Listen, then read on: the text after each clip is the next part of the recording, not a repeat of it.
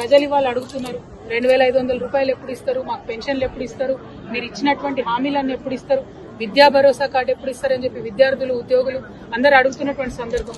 Job క్యాలెండర్లు వేస్తామని చెప్పి విద్యార్థుల్ని మోసం చేసి యువతను మోసం చేసి అధికారంలోకి వచ్చినటువంటి సందర్భం మీ అందరికీ తెలుసు.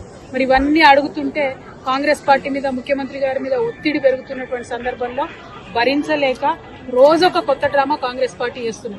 ఒకసారి కేసీఆర్ గారికి కాళేశ్వరం మీద నోటీసు, ఇంకొక రోజు హరీష్ రావు గారికి నోటీసు, ఇంకొక రోజు ఇంకొక సీనియర్ నాయకుడికి నోటీసు, ఇవాళ మరి కేటీఆర్ గారికి మరి నాకు తెలిసి ఇది 5వ 6వ నోటీసు ఇవ్వడం, ఒకటి నోటీసులు ఇచ్చిన ప్రతిసారి ప్రతి ఒక్కరు ఏదో ఒకటి మాట్లాడి మొత్తానికి ప్రజా సమస్యల నుంచి దృష్టి మరల్చాలే, వాళ్ళు పబ్బం గడుపుకోవాలని చూస్తున్నటువంటి సందర్భాన్ని మనం గమనిస్తున్నాం. నేను ఈ వైఖరిని తీవ్రంగా ఖండిస్తా ఉన్నాను. మేము ఎప్పుడో చెప్పినాం, నోటీసులు ఇస్తే పోతాం, జవాబిస్తాం, మేమేం తప్పు చేసింది లేదని మా పార్టీ తరఫు నుండి మా నాయకులందరూ కూడా అన్ని సందర్భాల్లో కూడా చెప్పినటువంటి విషయం మీ అందరికీ తెలిసిందే. అయినప్పటికీ ఇవాళ తెలంగాణ భవన్ కి తాళాలేసి మా కార్యకర్తలు ఎవరు బయటికి వెళ్లకుండా చేసినటువంటి సందర్భాన్ని మేము తీవ్రంగా ఖండిస్తున్నాం. మా కేటీఆర్ గారు మరి ఇవాళ విచారణకు హాజరైన ముందే చెప్పినటువంటి విషయమే, హాజరైతామని. అందులో పెద్ద విశేషం ఏం లేదు, హాజరైతాం, విచారణకు సహకరిస్తామని కూడా చెప్పినాం. ఇవాళ తను అక్కడ ఉండగా ఇవాళ భవన్ లో మరి తాళం వేయడం అన్నది నిజంగా కూడా దుర్మార్గం. మేము ఎప్పుడైనా కూడా ప్రజల పక్షాన్ని నిలబడ్డాం, ప్రజల కోసమే పనిచేసినాం.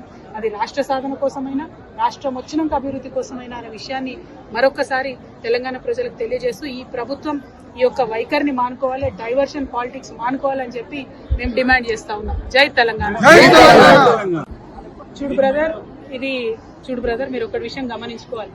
ఏ పార్టీ అయినా పార్టీలో ఉన్న లోపాలను ఖచ్చితంగా మాట్లాడుకుంటారు, సవరించుకుంటారు, ముందుకు పోతారు. కానీ మా పార్టీలో ఉన్న ఏ ఒక్క నాయకుడి మీదకి అవతలోడు దాడికి వస్తే ఖచ్చితంగా మేమందరం ఒకరికొకరు అండగా నిలబడి కాపాడుకుంటాం. అందులో పెద్ద విశేషం ఏం లేదు. పార్టీలో ఉన్న కార్యకర్తల కోసం, వారి హక్కుల కోసం ఖచ్చితంగా మాట్లాడతాం. ఇంటర్నల్ గా పార్టీలో జరగాల్సినటువంటి మార్పులు చేర్పులు జరగాలని కోరుకుంటే మనలో పెద్ద తప్పు లేదు. అది జరగకపోతే పార్టీలు ముందుకు పోవడం కూడా ఉండదు. కాబట్టి దానికి దీనికి ముడిపెట్టాల్సిన అవసరం లేదు. మా నాయకత్వం మీద విమర్శ చేసి పబ్బం గడుపుకొని రాజకీయంగా లబ్ధి పొందాలని కాంగ్రెస్ పార్టీ చూస్తే వారి ప్రయత్నాన్ని ఖచ్చితంగా వమ్ము చేస్తాం. ఎవరికైతే మా నాయకుల మీద కేసులు పెడుతున్నారో హరీష్ రావు గారు కావచ్చు, కేటీఆర్ గారు కావచ్చు, అందరికన్నా ముఖ్యంగా కేసీఆర్ గారు కావచ్చు, వారందరినీ కూడా కాపాడుకుంటూ పార్టీని ముందుకు తీసుకొని పోతాం. అంతర్గతంగా మాట్లాడుకునే అనేక అంశాలు ఉంటాయి, అవి కూడా ఖచ్చితంగా మాట్లాడుకుంటాం. Thank you. జై తెలంగాణ.